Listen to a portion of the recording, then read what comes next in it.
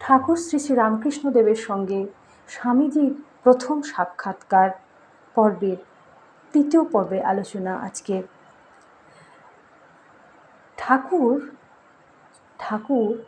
শ্রী শ্রী রামকৃষ্ণদেব তাহার নিজের অনুভূতি ও ঈশ্বর দর্শনের কত কথা নরেন্দ্রনাথকে শোনাইতেন, কিন্তু সে অন্তর্দৃষ্টি নরেন্দ্রনাথের তখনও আসে নাই।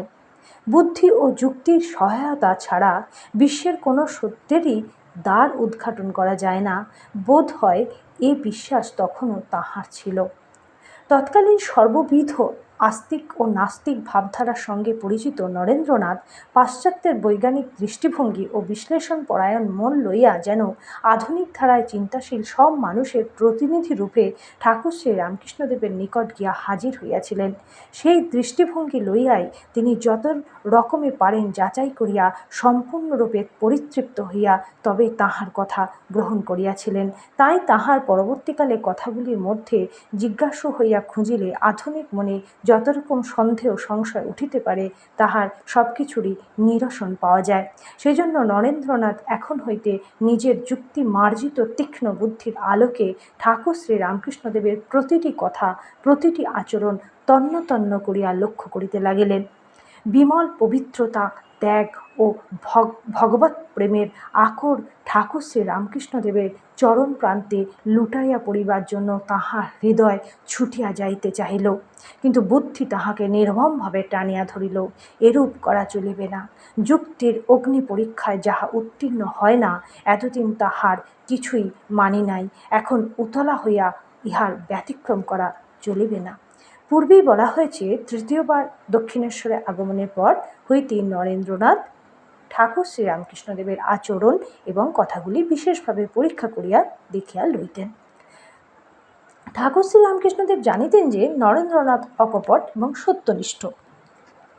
তাই ভক্তদের মধ্যে কেহ কেহ ঠাকুর শ্রী রামকৃষ্ণের প্রতি নরেন্দ্রনাথের এই আচরণকে দাম্ভিকতা ভাবিয়া ভালো চোখে না দেখিলেও ঠাকুর শ্রী রামকৃষ্ণদেব নিজে ইহাতে অধিকতর প্রসন্ন হইতেন। শুধু নরেন্দ্রনাথ নয়, পরে যাহারা ভগবানের জন্য সর্বস্ব ত্যাগ করিয়া ঠাকুর শ্রী রামকৃষ্ণ সন্ন্যাসী সংঘের ভিত্তি গড়িয়া তুলিয়াছিলেন, সেই বালক ভক্তগণের সকলকেই ঠাকুর শ্রী রামকৃষ্ণদেব বলিতেন যে তিনি বলিতেছেন বলিয়াই যে তাহারা মানিয়া নেবেন, নিজ বিচার করিয়া বুঝিয়া নিজের জীবনে সে কথা সত্যতা উপলব্ধি করিয়া তবে যেন উহা গ্রহণ করেন। কাহারও চিন্তার উপর জোর করিয়া কিছু চাপাইয়া দিতেন না। কথা মানিল না বলিয়া কাহারও প্রতি বিরক্ত হইতেন না। চিন্তা রাজ্যে অবাধ স্বাধীনতা দিতেন সকলকে, আর সর্বোপরি সীমাহীন ভালোবাসায় সকলের হৃদয় ভরপুর করিয়া রাখিতেন। এই ভালোবাসার আকর্ষণে নরেন্দ্রনাথ প্রভৃতি বালকগণকে দক্ষিণেশ্বরে টানিয়া আনিত, তাহাকে একবার দেখিবার জন্য তাহাদের ব্যাকুল করিয়া তুলিত। ইহাদের ওপর তাহার বিশ্বাসও ছিল অগাধ। এই বিশ্বাস ও ভালোবাসার প্রসঙ্গে নরেন্দ্রনাথ একদা বলিয়াছিলেন, একা ঠাকুরই কেবল আমাকে প্রথম দেখা হইতে সকল সময় সমভাবে বিশ্বাস করিয়া আসিয়াছেন, আর কেহই নহে। তাহার এইরূপ বিশ্বাস ভালোবাসাই আমাকে চিরকালের মতো বাঁধিয়া ফেলিয়াছে। একা তিনিই ভালোবাসিতে জানিতেন ও পারিতেন। সংসারে অন্য সকলে স্বার্থ সিদ্ধির জন্য ভালোবাসার ভান মাত্র করিয়া থাকে। নিজের জন্য কোনো কিছু না চাহিয়া সকলকে প্রাণ ভরিয়া ভালোবাসাই যে মনুষ্যত্ব বিকাশের একটি রাজপথ, সে প্রসঙ্গে পরে তিনি লিখিয়াছেন, ছাড়ো বিদ্যা, জপ যোগ্য বল, স্বার্থহীন প্রেম যে সম্বল।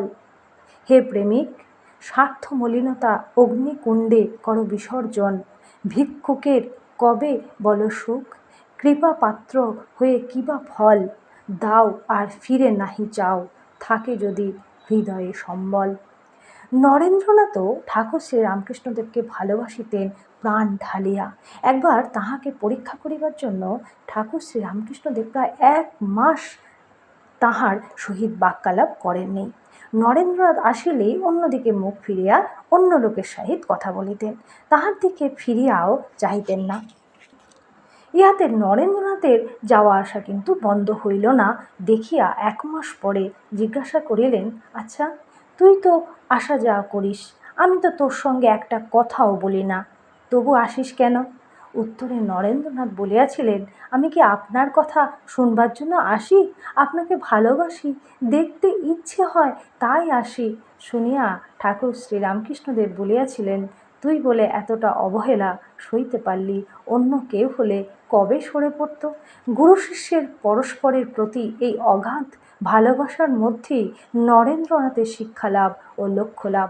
শিক্ষক ও শিক্ষার্থীর পরস্পরের প্রতি ভালোবাসা থাকলেই শিক্ষাদান ও শিক্ষা গ্রহণ দুই অতি সহজ ও সুচারু হয়, আন্তরিক হয়, আনন্দপ্রদ হয়। নরেন্দ্রনাথ সম্বন্ধে ঠাকুর শ্রীরামকৃষ্ণের ধারণা অতি উচ্চ ছিল। এ বিষয়ে তিনি বিভিন্ন সময়ে বহু কথা বলিয়াছেন। নরেন্দ্র সহস্রদল কমল, এই কয়েকজনকে ওই জাতীয় পুষ্প বলা যাইলেও ইহাদের কেহ 10, কেহ 15, কেহ বা বড়জোর 20 দল বিশিষ্ট। আর সব ছেলেদের দেখি যেন চোখ কান টিপে কোনো রকমে 2-3টে পাশ করেছে, ব্যাস এই পর্যন্ত। ওই করতেই যেন তাদের সমস্ত শক্তি বেরিয়ে গেছে। নরেন্দ্রের কিন্তু তা নয়। হেসে খেলে সব কাজ করে পাশ করাটা যেন তার কাছে কিছুই নয়। এত লোক এখানে আসিল, নরেন্দ্রের মতো একজনও কিন্তু আর আসিল না। ঠাকুর শ্রী শ্রী রামকৃষ্ণদেবের সঙ্গে স্বামীজির প্রথম সাক্ষাৎ পর্বের 3য় পর্বের আলোচনা এটুকুই। খুব শিগগিরই আসবো পরবর্তী পর্ব নিয়ে। আশা করি সকলে এর মধ্যে ভালো আছেন এবং খুব ভালো থাকবেন। আন্তরিক শুভেচ্ছা সকলকে।